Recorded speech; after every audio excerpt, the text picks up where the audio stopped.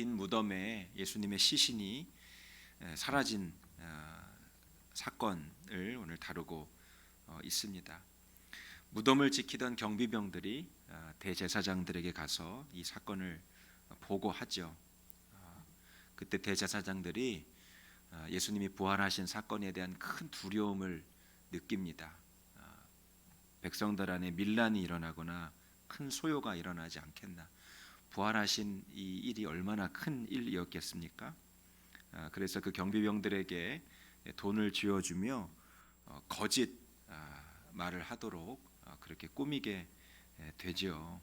그들의 제자들이 밤에 와서 그 시신을 도둑질하였다.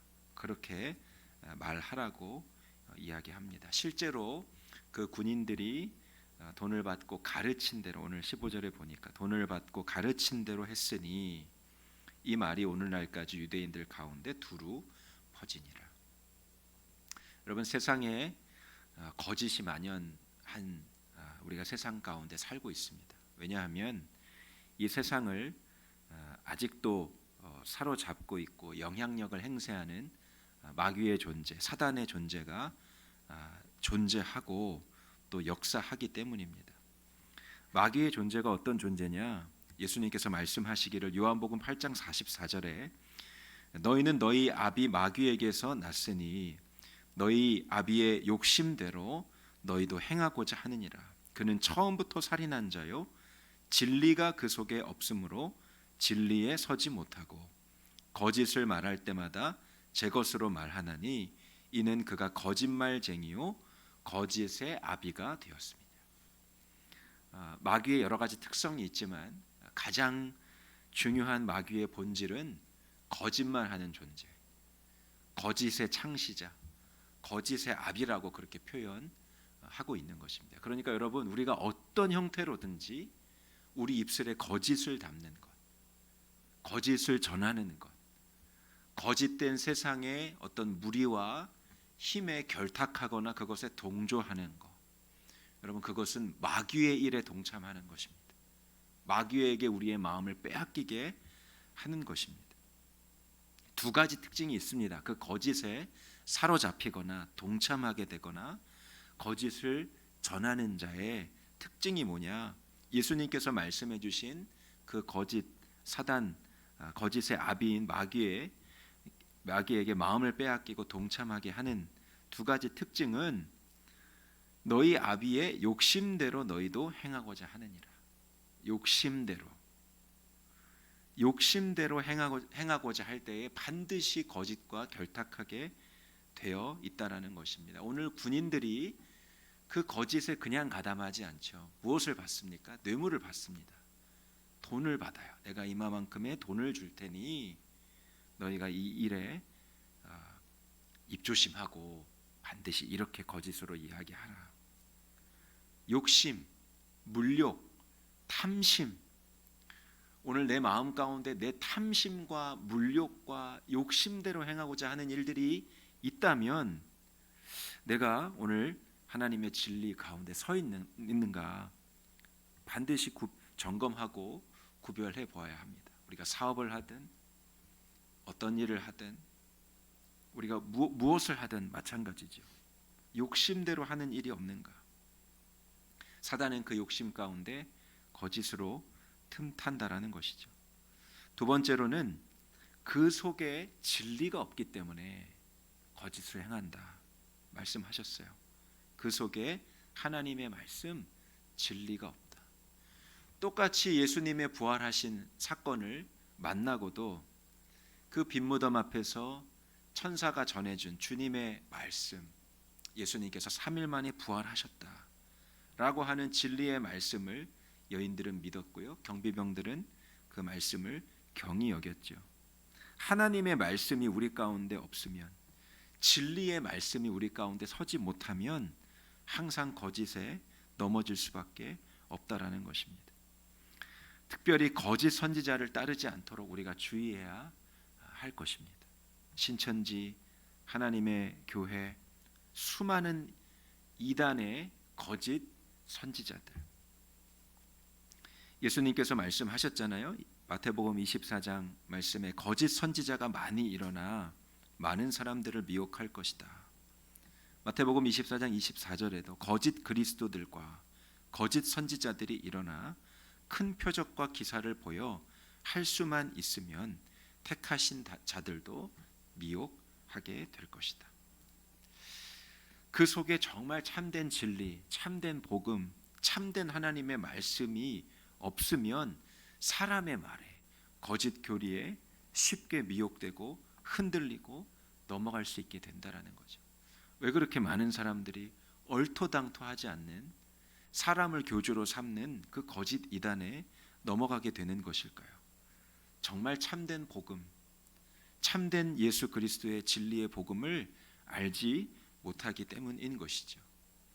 정말 예수님께서 말씀하시고자 하시는, 하나님께서 말씀하시고자 하시는 복음의 진리로 만족하지 못하고 주님의 말씀도 내 탐심과 내 이기심과 내 욕심대로 오늘 말씀을 보고 연구하고 싶은 마음이 있는 것이, 도대체 이 뜻이 무엇일까?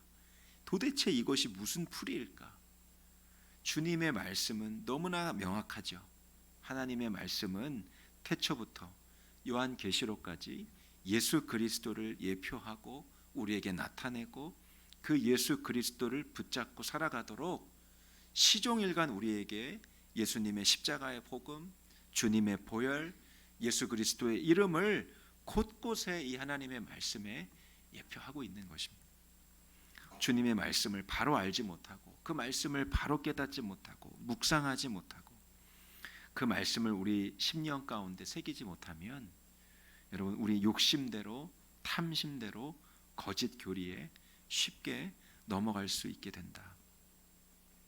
저는 오늘 두 가지 말씀을 눈여겨보게 됐습니다. 15절 말씀에 군인들이 돈을 받고 가르친 대로 하였다. 거짓을 전파한 것이죠. 대제사장들에게 돈을 받고 거짓을 가르치고요. 그 군인들이 거짓의 가르침을 받은 대로 또 그 거짓을 전하게 되죠. 그런데 오늘 예수님께서 그 11 제자들에게 나타나셔서 하늘과 땅의 모든 권세를 내게 주셨으니 너희는 가서 모든 민족으로 제자를 삼아 아버지와 아들과 성령의 이름으로 세례를 베풀고 내가 너희에게 분부한 모든 것을 가르쳐 지키게 하라. 세상은 거짓을 가르치고 탐심을 전파하고 그리고 욕심을 갖고 살도록 그렇게 가르치게 하고 전파한다면 예수님은 오늘 예수님께서 우리에게 말씀하신 주님의 말씀을 가르쳐 지키게 하라고 말씀하고 있습니다. 여러분, 그래서 우리가 내가 말씀을 듣고 배우고 또 그 말씀으로 나 자신이 훈련되는 일도 참 중요한데 내가 받은 하나님의 말씀, 내가 진리로 여기는 복음의 말씀을 누군가에게 전하는 일도 너무나 중요합니다.